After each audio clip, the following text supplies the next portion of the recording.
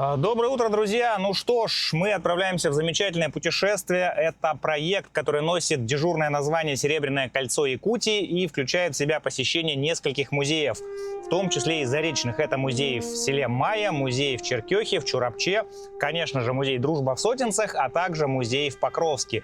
Все это исторические, очень интересные культурные места, которые нам нужно посетить. Посетив эти музеи, мы покажем, насколько это интересно, насколько это доступно для простого человека, насколько это может быть красиво, потому что места расположены, музеи расположены в очень красивых локациях. Сейчас 6 часов утра, и мы выезжаем. Первый наш пункт — это будет первый музей село Майя. Для этого нам придется, конечно же, двинуть на паромную переправу. Есть вот такой нюанс посещения заречных районов, что да, все это делается через паромную переправу, но думаю, это не проблема. В путь, друзья!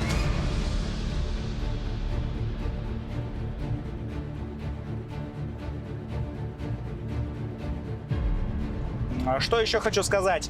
Сам по себе проект «Серебряное кольцо Якутии», он, на мой взгляд, уникальный, потому что туристические маршруты, которые у нас предлагаются в республике, они включают в себя какой-то один объект, а здесь скомбинированы несколько музеев, причем достаточно знаковых, и есть мощный стимул их посетить. После посещения всех объектов Серебряного кольца, они могут увеличиваться в количестве, каждый год может добавляться какой-то объект, а участник получает определенную ачивку, так называемую. Это значок, это свидетельство, удостоверение о посещении этих локаций. Для этого нужно просто объехать все эти музеи, указанные в буклете, зачекиниться везде, отправить фотографии на специальный сайт или отправить организаторам, и вы получаете уникальную возможность заполучить в коллекцию значок, ну, по сути, туриста, внутреннего туриста Якутии.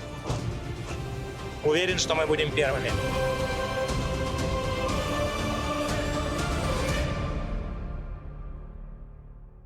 Ну что ж, мы прошли оплату въезда на паром. Это достаточно быстро происходит, как выяснилось. 350 рублей, напомню, стоит пассажир. Водитель с автомобилем бесплатно. Наш автомобиль вышел в 1650.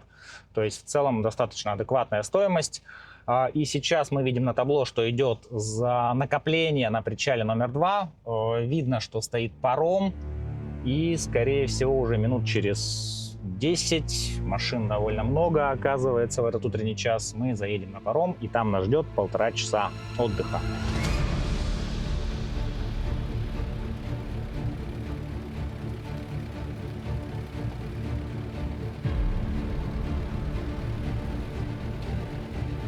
Спасибо. Там на выезде ничего же не показываем уже, да, на пароме? Так, нам выпало место у левого борта.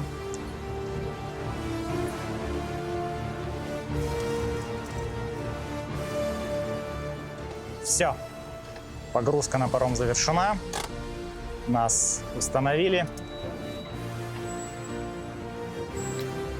Я только везде.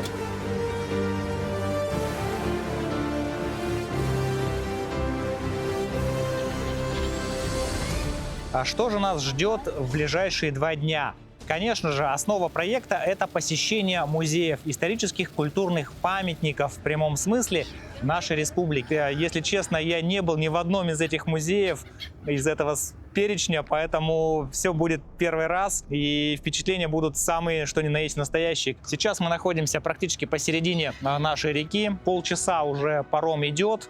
Еще часик приблизительно нужно будет плыть. Далее мы заправимся, конечно же, в поселке Нижний Бестях и двинем к первой точке, село Майя. В последние дни не было осадков, не было дождей. Это может говорить о том, что дороги, деревенские лесные дороги, грунтовые, по которым нам предстоит двигаться, они будут в хорошем состоянии и не задержат нас по времени. Увидим. Достаточно удобно. Выезд хороший. Любые машины, как мы видим, без проблем преодолевают подъем. Малолитражки.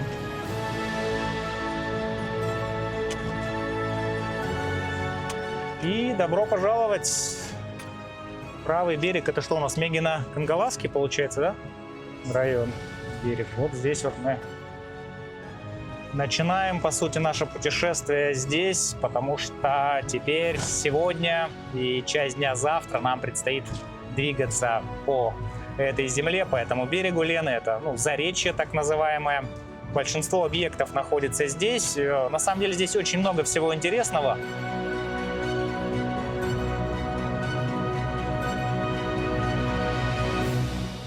Пара километров до заправочной станции Нижний Бестях. Как мы видим, это очень мощный, развитый транспортный узел. Еще бы, здесь есть дорога к железнодорожному вокзалу Нижний Бестях. Здесь начинается федеральная трасса, причем и направо она идет в сторону Сковородино-Нерингри, и налево она идет в сторону Магадана. По ней, кстати, мы сейчас двигаемся по этой федеральной трассе. Естественно, паромная переправа, пассажирские трамвайчики, теплоходы, паромы автомобильные. Все это происходит здесь, в Нижнем Бестяхе. Ну что ж, первый этап путешествия, самый основной, это заправка до полного бака, завершен. Здесь есть пылесос самообслуживания. Я уж даже подумал, может быть, пропылесосить салон, но понимая, что нас ждет впереди, какие будут пыльные места, лесные дороги, наверное, мы с этим повременим. Сейчас у нас будет короткий перекус, потому что энергия нужна не только автомобилю, но и нам. Хот-доги, кофе, и отправляемся в дорогу.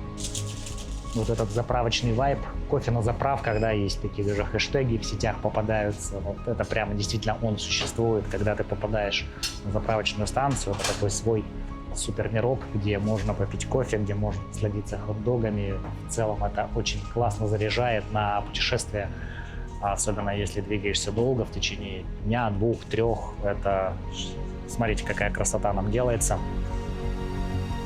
Приятного нам аппетита! Обалденно горячий хот-дог, свежая хрустящая сосисочка. Супер!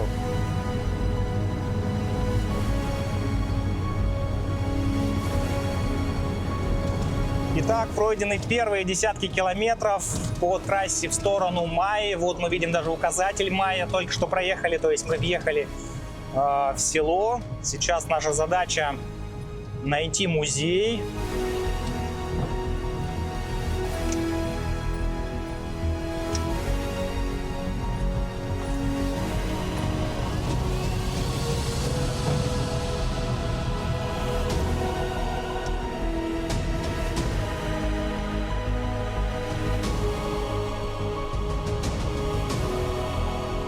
Вот мы и прибыли на первую локацию. Даже отсюда с дороги видны старинные постройки. Посмотрите, их видно, колокол.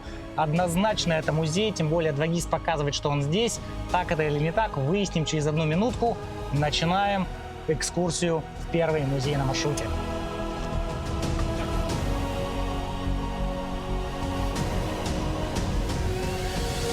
Так, Мегино-Хангаласский краеведческий музей имени Васильева.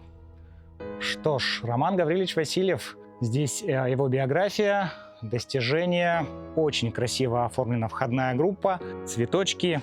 Летом прямо вот это все играет прекрасными красками. Обратите внимание на режим работы музея с 9 часов утра до 17 часов вечера. Сейчас у нас время 9:30, и мы очень удачно попадаем на самое его открытие. С нами на проекте участвует один молодой человек, интересный молодой человек. Его зовут Богдан, да, если не ошибаюсь. И он представитель, даже может быть не представитель, а участник движения «Юные якутяне». Так, привет, Богдан. Рад, что ты с нами посещаешь музей. А как ты думаешь, насколько будет тебе интересно посмотреть на все эти музейные экспонаты? Что интересного ты ожидаешь от этого увидеть? Ну, очень много всего там. Старого.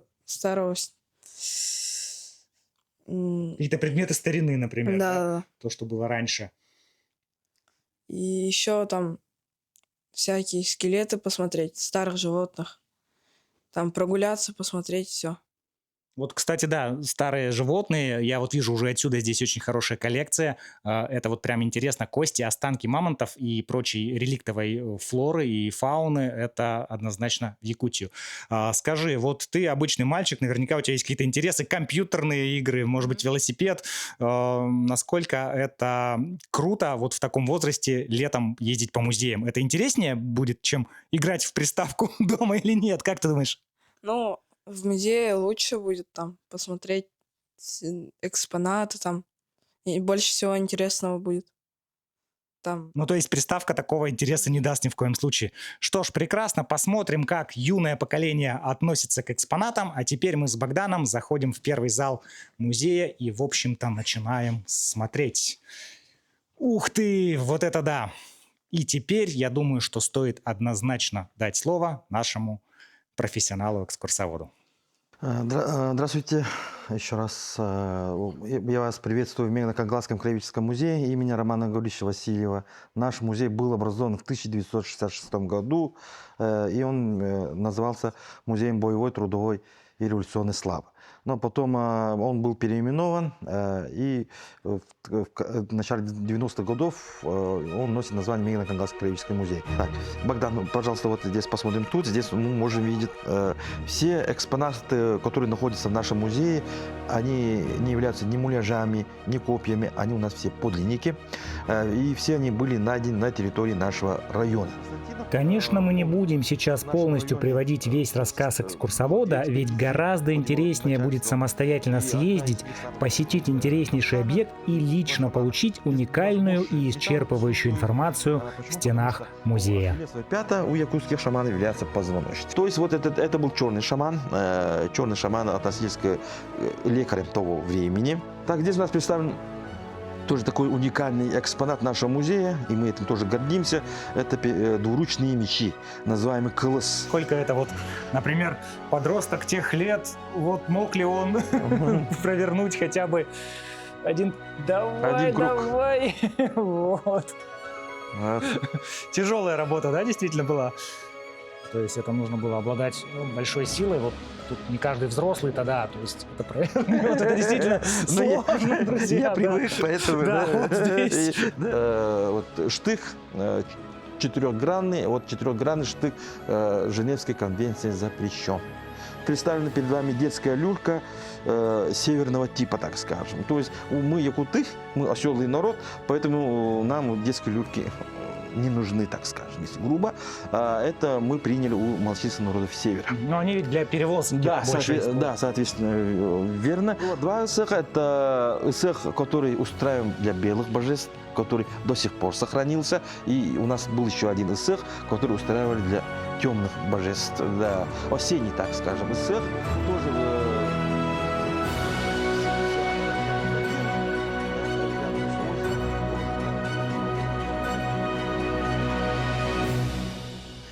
особенно вот эти старинные орудия и меч, это прямо впечатление однозначно. А сейчас у нас самый интересный экспонат, самый крупный экспонат музея. По сути, это постройка, и сейчас мы в сопровождении экскурсовода попадем внутрь. Так, давай, Богдан, сюда. Не стесняйся, идем по тропинке, все приближено к настоящим природным условиям.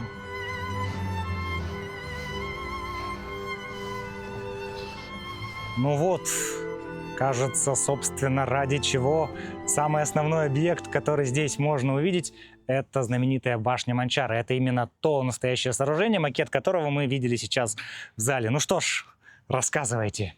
Так, перед вами представлен у нас наш самый уникальный экспонат тоже нашего музея.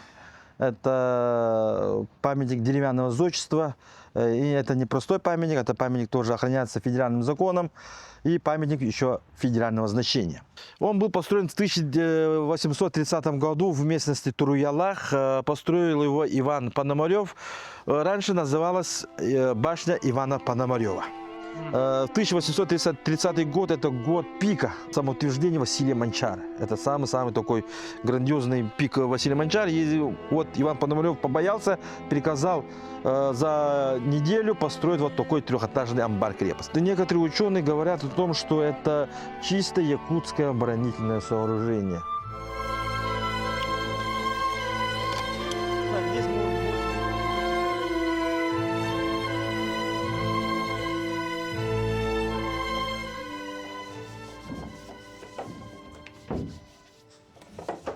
А мы зашли внутрь, и это у нас перед вами, ну, самое, что у нас в глаза бросается, это потолок и пол.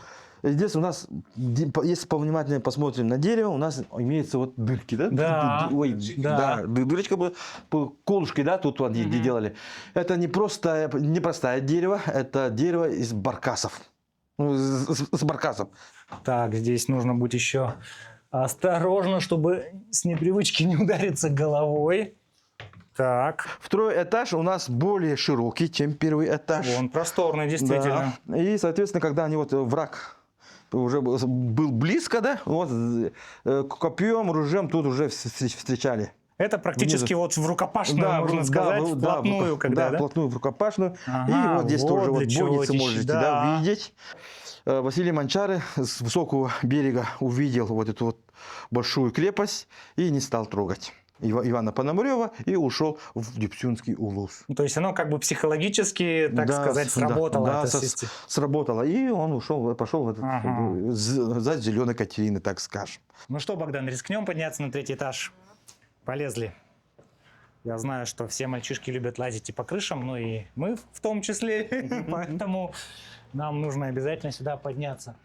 Вау, вот мы и наверху. Тут, обратите внимание, в принципе, даже можно в полный рост стоять, а уже ближе к стенкам, к скатам крыши, да, действительно можно занять лежачую позицию с оружием. Здорово. Похоже на какой-то такой мальчиковый штаб, да, вот строят же на дачах, в деревнях где-то такие штабы, так называемые, для игры. Обратно. Вау. Да, третий этаж — это тоже отдельная история. Это прям огромное, да, огромное здание. знаете, снаружи кажется гораздо меньше площади, да? То есть смотришь вроде бы как, ну, как амбар, как сарайчик. А когда попадаешь внутрь, тут, ну, действительно простор. 30 человек, да. Да, это уникально, да, что вот... Железный сетки. Когда железно поставили, там написано, тут стоял башня. Ну, как памятная табличка.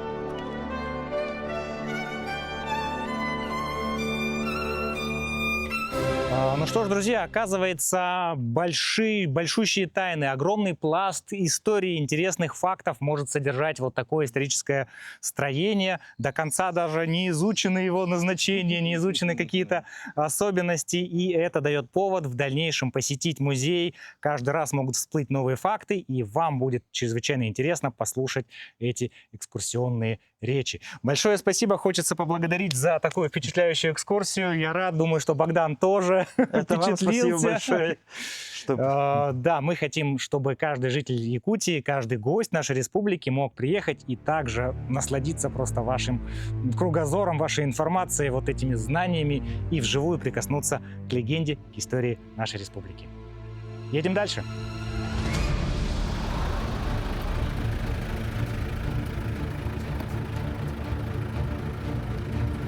Сейчас мы двигаемся дальше. У нас на очереди Чертёх. Путь не близкий, поэтому запаситесь терпением. Сейчас мы отправляемся.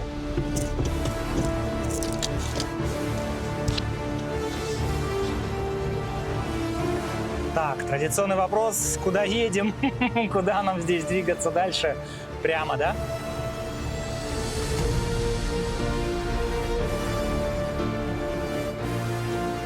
Так, здесь у нас второстепенная.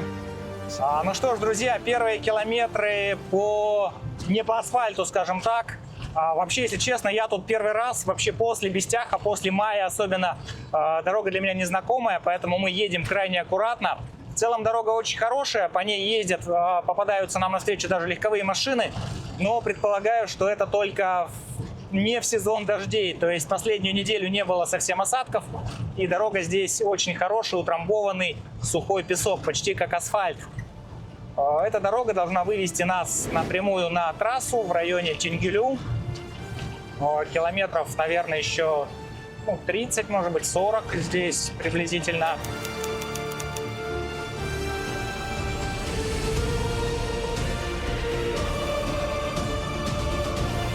Вот мы пересекли границу Чурапчинского улуса. Мы находимся уже на территории Чурапчинского улуса, двигаемся к поселку Чурапча. Здесь мы видим местами новый асфальт, ремонт дороги идет ямочный, где-то снято покрытие, за счет этого немножечко замедляется скорость движения, потому что где-то реверсивное движение, где-то приходится сбрасывать скорость. но в целом дорога все еще очень хорошая. Вот сейчас мы двигаемся по новому асфальту, разметки пока нет. У нас приключилась небольшая проблемка. Начало подтравливать переднее колесо. Скорее всего, проблема в том, что между диском и покрышкой герметик стал травить. И это решилось, собственно, сейчас в шиномонтажке. Так, и сейчас, если успеем, мы еще перекусим. Этот инцидент нас немножечко задержал. Выбились из графика, но ничего страшного.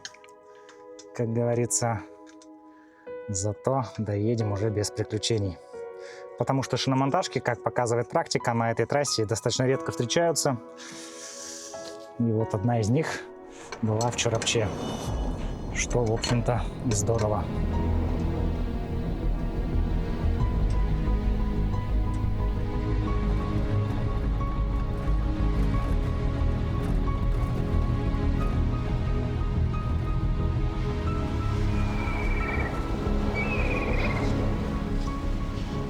Итак, мы находимся на границе Чурапчинского и Татинского районов.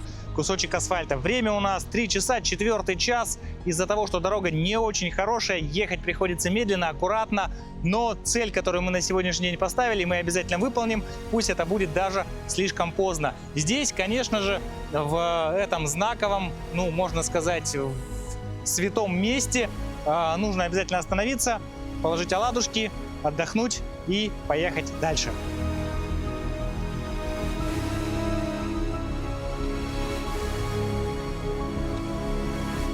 Ух ты, смотри-ка, там эти...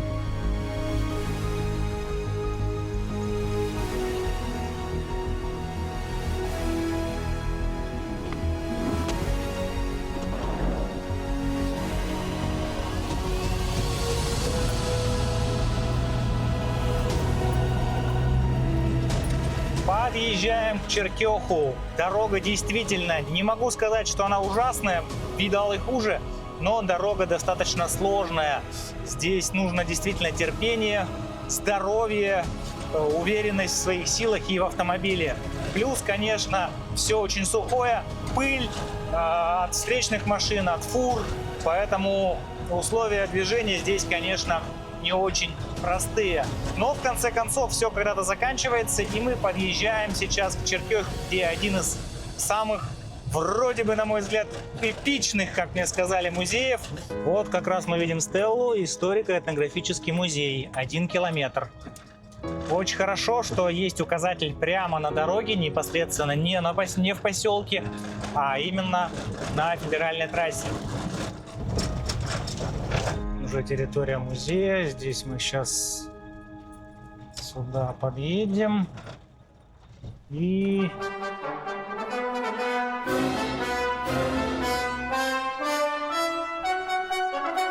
Так, здесь у нас выставочный зал. Я так думаю, что это еще основной офис музея. И тут нас уже встречают наш экскурсовод. Это Светлана, я так полагаю, да? Здравствуйте. Сегодня вы нам расскажете, покажете вкратце, как все здесь выглядит. Так, и рассказывайте, что... Да, пойдемте сразу, наверное, вовнутрь. Смотрите, режим работы получается с вторника по воскресенье с 10 до 17 часов. Это очень полезная информация, а также здесь представлены телефоны музея. Если что, можно предварительно, наверное, позвонить, как-то уточнить по работе. Конечно же, понедельник выходной, как и во многих, кстати, музейных комплексах. Черкесский историко-мемориальный музей, Якутская политическая ссылка. Идемте. Богдан, давай, ух ты, как здорово, прохладно. Так, проходим. Здесь нам нужно надеть бахилы, обувь. Ага, это вот Татинский луз называют колыбелем якутской культуры, письменности. В далекой 1977 году в селе Черкех был создан первый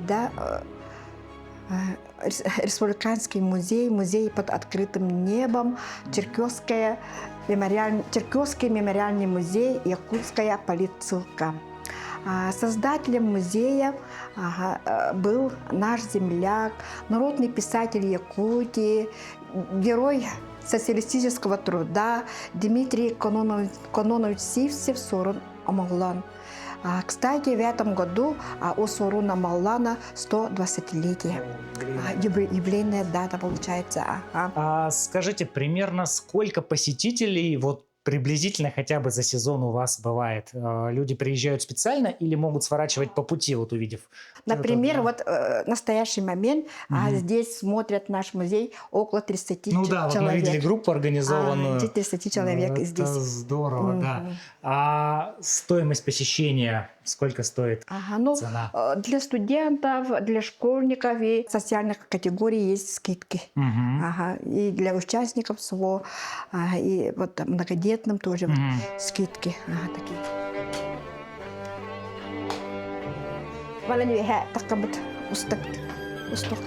Да, здесь материалы, которые собирал Георгий Дмитриевич Никонов.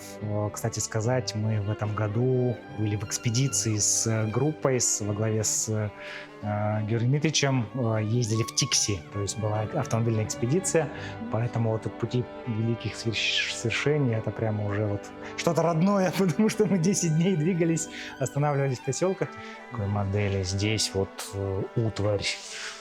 Также есть очень много карт. Воллана, народ мастера Изабелла Лякова Тивитеву. Абу маннык таңағы, те эмеканға набыт, те эмекан олаваджи дуйданға метикте. Сегодня начинается большая работа. По инициативе Николая Игнатьевича Макарова был разработан проект «Серебряное кольцо», в котором включили Черкасский историко-мемориальный музей, Якутской политцелки. Пригодится ваша уже естественно, да. Вот вручаю вам. Спасибо большое. Евгению Викторовичу, да? Игоревичу, да. Игоревича. Очень приятно было лично с вами познакомиться. Смотрите, друзья, вот это вот настоящая память. Когда ты добрался через все испытания, добрался, встретил людей, которые тебе показали, рассказали, подарили. Обязательно приложим все силы, чтобы популяризировать ваш прекрасный музей тоже. Спасибо. Спасибо. Ура. Действительно, уникальность Чертковского музея в том, что экспонаты собраны на большой территории. Вот под открытым небом действительно это редкость. Экспонаты со всей республики. Они привозились специально, получается? Сорун Амаллан сам ездил по улусам, да, и Сунтарскому улусе, и Нюрбинскому улусе. Вам прикреплю. И поэтому здесь находится вся вот республика. Ничего себе, вот это здорово. На этом месте, да, была маленькая церквушка была, Оюн-Усовская. Здесь крестили вот Стекуляха Алексея. Ничего себе. Платона Алексеевича Оюнского. И тоже Соруна Амаллана тоже. Ну вот здесь, ну вот этом месте. Это вот Татьевская Николаевская вот церковь это да. была. Супер. Он вот переводил вот священную книгу Евангелия, Сanga Кестела. Это вот самая последняя работа Дмитрия Кононовича. Да, Столетняя лестница. С тех времен оставшаяся. Да, и поэтому осторожно только. Да, хорошо. Но я сама будем, да, мы не буду. Ну вы спасибо, сами. мы поднимемся. Здесь уже колокольный звон. Ух ты! Смотрите, не знаю, видно вам или нет, но лестница действительно чрезвычайно крутая, она почти вертикальная, чрезвычайно крутые ступени. Тут есть еще опасность удариться головой, но я думаю, что подъем сюда этого стоит. Ух ты! Вот это да! Ну-ка, давайте, ребята, устройте здесь колокольный звон. Сразу со всех. И поехали! Вау! Вот так! Личный самовар семьи Дмитрия Попова, подаренная семьей вот Трубецких. Да, действительно, когда ты можешь находиться не в залах музея, переходя от стенда к стенду, а гулять по довольно большой территории. Здесь 12 гектар, по-моему, озвучило руководство музея. Переходя от объекта к объекту, от здания к зданию, это гораздо интереснее, чем просто ходить, смотреть какие-то, например, картинки, фотографии, композиции. Это здорово, в этом действительно уникальность. Это у нас, это действительно юрта Пекарского. Столы. Вот так это все и выглядело. Интересный, уникальный, необычный артефакт, назовем его так. Здесь это Олбинская часовня, середина 19 века. Нам сказали, что можно посетить все объекты, поэтому сюда мы войдем и потом закроем, как было. Так, Богдан, заходи. Угу. Вот обратите внимание, друзья, это распятие, это работа якутского мастера, и обратите внимание на лицо. Здесь такой ярко выраженный, монголоидный, азиатский тип лица. Мне кажется, это уникальное в своем роде распятие, и находится оно в Черкесском музее, в 228 километрах от города Якутска.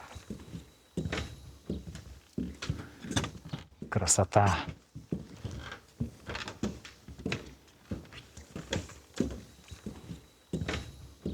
Что ж, друзья, смотрите, как много посетителей здесь в сегодняшний понедельничный будничный день. Давайте с ними немножко пообщаемся и узнаем, кто они, что здесь делают. Здравствуйте, здравствуйте, дети! Всем привет! Представьтесь, пожалуйста, расскажите, как вы узнали Черкесский музей, откуда вы приехали сюда? Мы местные, татинские, уже который раз в этом музее, да, и с детьми приехали из города Якутска, поэтому мы, вот, для них это придумана программа. Прекрасно. Так, дети, давайте рассказывайте. Понравилось вам здесь? Да, очень сильно. Тут всякие экспонаты. Мне очень нравится ходить в музеях. Очень здорово, что здесь можно походить по территории, зайти в разные дома, да? А тебе что больше всего понравилось? Все. Все, вот такой должен быть ответ. Ребята, как вы здесь? Как настроение? Хорошо. Тебе нравится здесь? Да.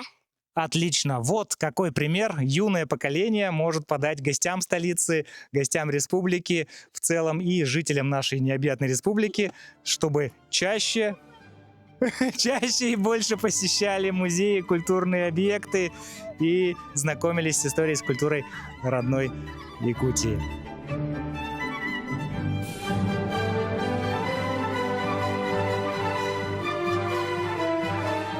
Это все, что осталось, остатки каркаса якутской берестяной урасы.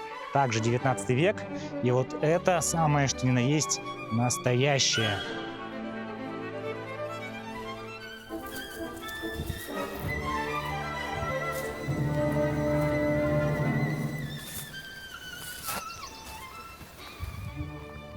Друзья, перед вами объект культурного наследия. Это мельница Топчанка, 19 век. Она отреставрирована, то есть здесь используются оригинальные детали. Отреставрирована в рамках проекта «Сохраним памятники». Айсен Сергеевич Николаев и Людмила Валерьевна Николаева в 2019 году помогли восстановлению, реставрации вот этой самой грандиозной мельницы. Сюда загоняется действительно бык и ходит по кругу, ну, крутит вот эту вот, грубо говоря, карусель, и через редуктор, через такое зубчатое колесо передается все на вал. А в самой мельнице здесь, она сейчас, к сожалению, закрыта, но я думаю, что по договоренности с экскурсоводами можно туда попасть. Там находятся жернова, и они вращаются, перемалывают зерно в муку. Говорят, что на открытии это было показано в действии, загоняли быка, и действительно вот круг помола один был пройден.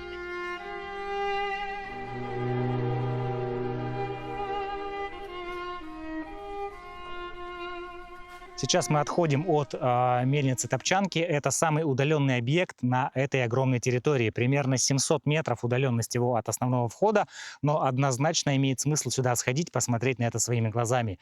Конечно же, на такой обширной территории собрано множество культурных объектов. Это постройки, это различные юрты, ураса, балаганы. Все это посмотреть за отведенное в передачу время не получится. Поэтому призываю вас, если вы будете двигаться по дороге Колыма, 228 километр, едете вы, может, в Хандагу, на прижиме полюбоваться красотами Аймикония, загляните, потратьте немножко своего времени, получите незабываемое эстетическое удовольствие, почерпнете много интересной информации об уникальном наследии культуры, истории этого края и конкретно этого Улуса района. Село Черкёх. Приезжайте в гости.